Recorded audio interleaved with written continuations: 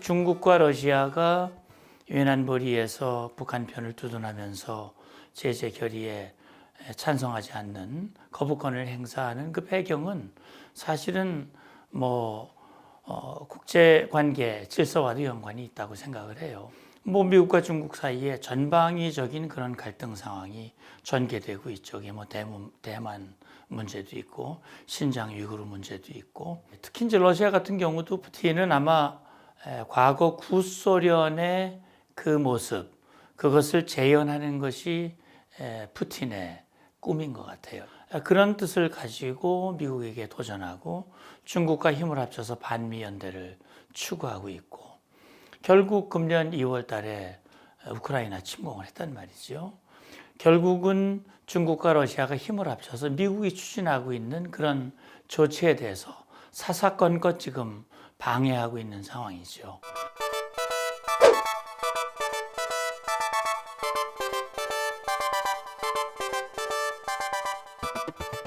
특히 2022년 들어서 김정은이 30회가 넘는 미사일 도발을 했고, 발수로 치면 80발이다. 자, 이렇게 북한이 탄도미사일을 쏘는 것은, 과거와 같으면은 탄도미사일을 쏘게 되면 유엔 안보리가 열려서 규탄 결의안, 그다음에 추가 제재 결의안, 특히 유엔 안보리 결의에는 북한이 그런 불법 행위를 할 경우에는 자동적으로 회의가 소집이 돼서 추가 제재를 하도록 이런 제재 조항이 있음에도 불구하고 중국과 러시아가 북한 편을 들고 있으니까 김정은 입장에서는 부담 없이 발사할 수 있단 말이죠.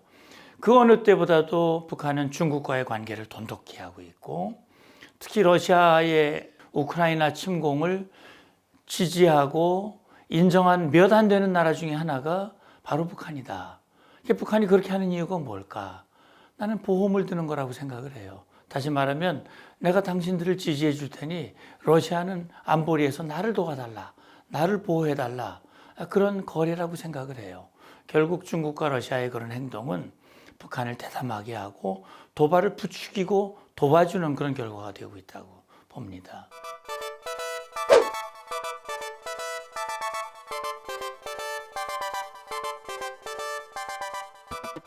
사실은 중국과 러시아가 탄도미사일 발사에 대해서는 북한을 두둔했지만 과연 핵실험까지 그렇게 할 수 있겠느냐라는 것이 우리 이제 전문가들 사이에서는 의견이 좀 갈리는 부분은 있어요.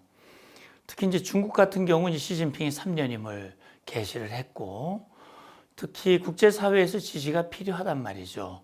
과연 중국이 핵실험을 했을 때 거기에 대해서 유엔 안보리에서 똑같이 그렇게 북한 편을 들 수 있겠는가 하는 부분에 대해서 좀 일부 의구심을 갖고는 있지만, 아마 제가 볼 때는 지금까지 보여준 중국의 입장으로 봤을 때는 아마 북한 편을 또 들 가능성이 현재로서는 더 높아 보입니다.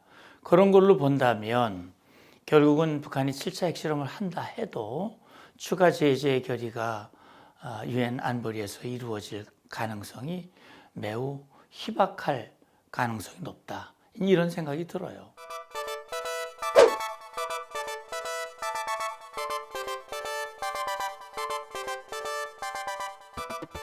미국의 바이든 대통령도 미중 정상회담에 앞서서 시진핑 주석에게 그런 얘기를 했고, 특히 회담에서도 또 요구를 했죠. 북한의 추가 핵실험이라든지 잘못된 행동을 중국이 막아야 한다. 중국이 역할을 제대로 해야 된다라는 요구를 했는데 시진핑이 동문서답을 했거든요. 다시 말하면 북한의 합리적 우려를 미국이 고려해야 된다, 이런 얘기를 했는데, 근데 사실은 중국의 근본 의도는 한반도, 특히 남한에서, 우리 대한민국에서 미국의 영향력을 축소시키거나 또는 미국을 떼내고, 과거에 중국이 오랫동안 한반도에서 주도권을 행사했던 그 영향력을 회복하는 것이 중국의 목표예요. 사실 북한도 결국은 우리 대한민국에서 미국의 세력을 떨궈내는 것이 북한의 목표란 말이죠.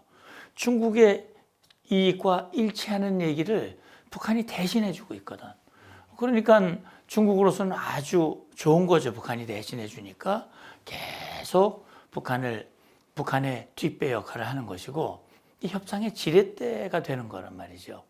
다시 말하면 대만 문제라든지 신장 위구르 문제라든지 미국이 중국을 향해서 압박하고 견제하는 그런 조치들을 하나하나 차단하기 위해서 북한이라는 전략적 카드를 사용하고 있다. 이런 생각이 드는 거예요. 그건 러시아도 마찬가지죠. 그러니까 중국과 러시아의 입장은 북한이 자기들의 어떤 협상력을 제고하기 위한 그런 지렛대로서 북한의 군사력 제고가 도움이 된다, 일치한다 이렇게 보는 것이죠.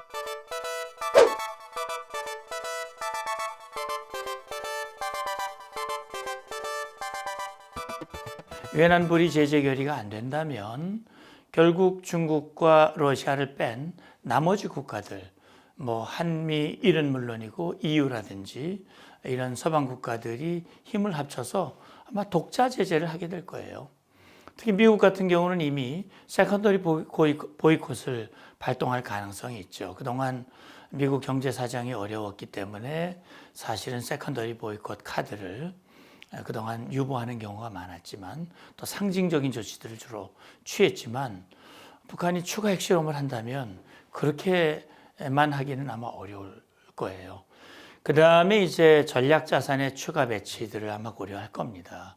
중국이 우려하는 뭐 중거리 미사일이라든지 또는 기타 전략자산을 괌이라든지 또 일본이라든지 뭐 나아가서는 우리 대한민국에 배치하는 것도 아마 고려할 가능성이 있겠지요. 특히 한미일 안보 협력을 강화해 나갈 가능성이 있어요. 그것은 결국 중국을 견제하는 것과 연관되는 것이기 때문에 중국과 러시아로서는 달갑지 않죠. 중국과 러시아의 국익에 침해가 될 수 있는 그런 조치, 가능한 모든 조치들을 아마 검토하리라고 생각합니다.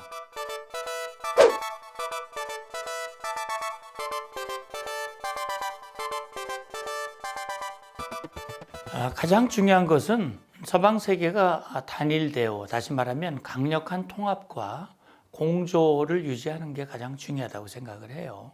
한미일이 공고하게 하나가 되고 또 EU라든지 자유민주 가치를 추구하는 나라들이 하나가 되어서 중국과 러시아가 북한 편을 들고 불법 행위를 두둔하고 권위주의적인 그런 행동을 취한다면 그것은 결코 중국과 러시아에게 국익에 부합되지 않는다.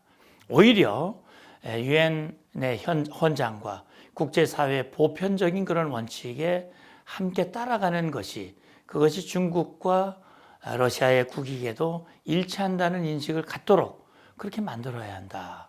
지금 중국과 러시아의 입장이 단기간에 바뀔 것 같지는 않아요.